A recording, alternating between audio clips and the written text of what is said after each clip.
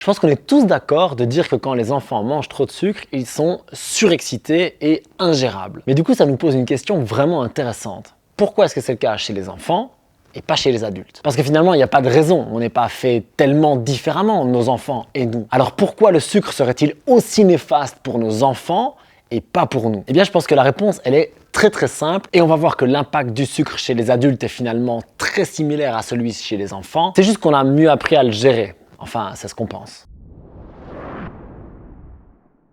Ok, d'abord pour clarifier, je parle bien entendu de sucre ajouté ou de sucre en excès. Parce que pour moi, c'est sensiblement la même chose. Même si je me tourne vers des sucres naturels comme des fruits et du miel, si j'en abuse, ça peut avoir le même impact sur mon état, ma glycémie, le taux de sucre dans le sang et comment mon corps va y réagir. Et c'est bien entendu exacerbé dans les sucreries industrielles comme les barres chocolatées, les bonbons qu'on appelle les chics par chez moi, mais aussi les sodas et les jus de fruits industriels. Tous ces aliments vont avoir un impact immédiat sur le taux de sucre dans le sang, mais aussi sur notre système nerveux. Le sucre est un excitant, c'est connu, ça va nous monter en énergie de manière très forte, très instantanée, quasi immédiate. C'est d'ailleurs pour ça qu'on l'utilise très souvent quand on se sent fatigué, quand on a mal dormi ou qu'on n'est pas très bien dans notre peau pour nous remonter. Et donc on est tous d'accord de dire que le sucre c'est un véritable stimulant. Pourtant on en donne à nos enfants même à des moments où ils vont être sédentaires. Et c'est là bien souvent que les gros problèmes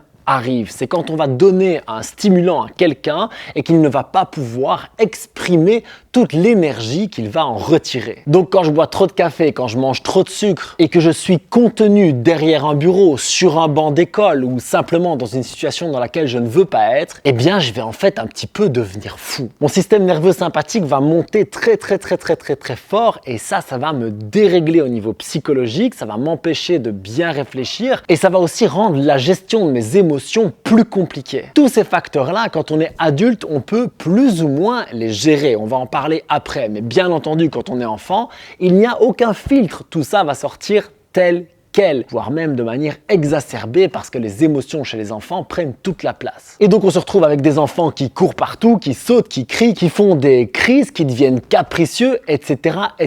Et même chez le mien à qui j'ai donné 2 fois trop de glucides dans sa vie, j'ai pu le remarquer. C'est dingue l'état dans lequel ça le met. Et là il y a 2 choses qui se passent, soit il reste surexcité et totalement ingérable, soit ils finissent par cracher. Et ça, c'est ce qu'on va voir beaucoup plus chez les adultes. Parce que nous, on ne va pas laisser toute cette énergie s'exprimer. On ne va pas commencer à crier, à devenir colérique. On ne va pas commencer à faire n'importe quoi, particulièrement dans notre vie sociale ou professionnelle. Du coup, on va prendre sur nous. On va mettre une espèce de cloche au-dessus de notre réaction. Et ça va entraîner ce qu'on appelle un crash au niveau du système nerveux. C'est comme ça qu'on va se sentir hyper fatigué, un peu déprimé, qu'on va avoir très faim et qu'on rentre dans ce cercle vicieux d'avoir plein d'énergie et puis pas du tout et puis on en a besoin de reprendre plein et donc on retourne vers le sucre, le café, etc.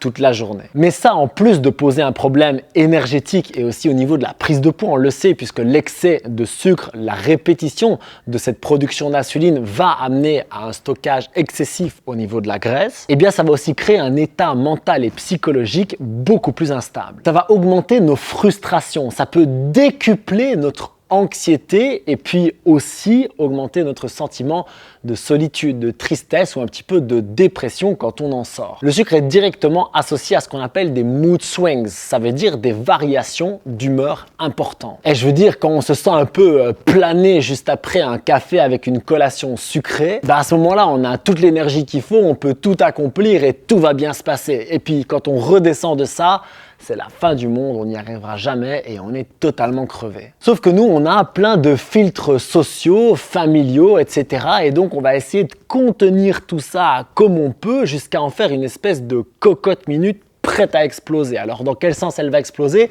Ça va dépendre de chacun. Soit des gens vont devenir un petit peu maniaco-dépressifs, soit des gens vont se sentir au fin fond du trou en rentrant, soit on a des gens qui luttent toute la journée contre le fait de manger ce qu'ils veulent et qui quand ils rentrent le soir se ruent sur tout ce qui passe. J'entends très souvent que les grosses fringales de la journée, elles arrivent soit directement en rentrant du boulot, soit tard le soir, le moment où on a envie de compenser toutes ces frustrations accumulées. Donc la solution, elle est claire. Au maximum, si vous voulez consommer des glucides, tournez-vous vers des index glycémiques plus plus bas. Vous allez bien entendu manger plutôt un fruit qu'un jus de fruits industriel. Vous allez bien entendu plutôt manger un gâteau fait maison avec de la poudre d'amande qu'une barre chocolatée achetée dans le commerce. Et on va aussi au maximum manger des tubercules comme la patate douce, les carottes ou des légumes plutôt qu'une trop grosse portion de glucides qu'on va trouver dans les pâtes, le pain, le riz, etc. Je suis pas en train de dire qu'il faut tout supprimer, je suis en train de dire qu'il faut remplacer et limiter au maximum ces excès de sucre, particulièrement dans des situations qui ne vous conviennent pas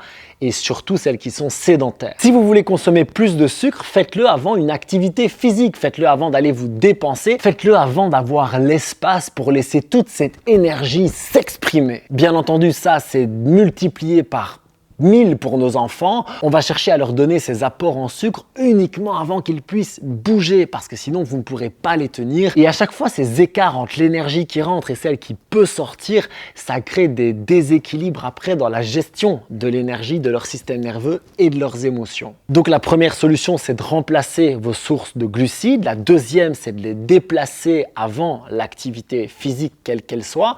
Et la troisième, c'est aussi de trouver de l'énergie dans les bonnes graisses. Ça veut dire que si vous apprenez petit à petit à remplacer une collation ou un repas principalement sur les glucides, sur les sucres, qu'ils soient bons ou mauvais, par des alternatives sur des bonnes graisses comme de l'avocat, du chocolat très noir, des oléagineux, donc amandes, noisettes, etc. En gros, l'idée, c'est d'apprendre à utiliser l'énergie présente dans les glucides, mais aussi celle qui est dans les graisses, de manière à avoir une énergie plus diffuse et aussi pouvoir faire sans glucides quand ça arrive, parce que c'est par choix ou parce qu'on n'a pas le choix de ce qu'on mange et qu'on a plus les graisses pour avoir de l'énergie. Cette flexibilité, elle est vraiment importante pour bien fonctionner et pour avoir moins ces mood swings dont je parlais. Moi, c'est quelque chose que je vis extrêmement fort quand j'abuse du sucre ou de la caféine, mais est-ce que c'est votre cas aussi? Est-ce que vous sentez ces fameux mood swings? Dites-moi en commentaire comment vous le vivez et peut-être quels sont vos remèdes parce que ça peut aider d'autres personnes de la communauté et moi-même à faire mieux ou de meilleures vidéos en ce qui me concerne. C'est un sujet qui me passionne bien sûr et d'ailleurs j'en ai déjà parlé dans d'autres vidéos comme celle-ci où je vous explique comment gérer les fringales, les gros coups de faim et comment faire de meilleurs choix dans ces moments-là. Et pour contrôler vos émotions, il faut limiter l'inflammation qui est pro-anxiété et vous verrez comment faire dans mon guide gratuit qui est juste ici. Prenez soin de vous, mangez pour votre énergie, profitez pleinement de votre vie en gérant vos mood swings aussi. Peace!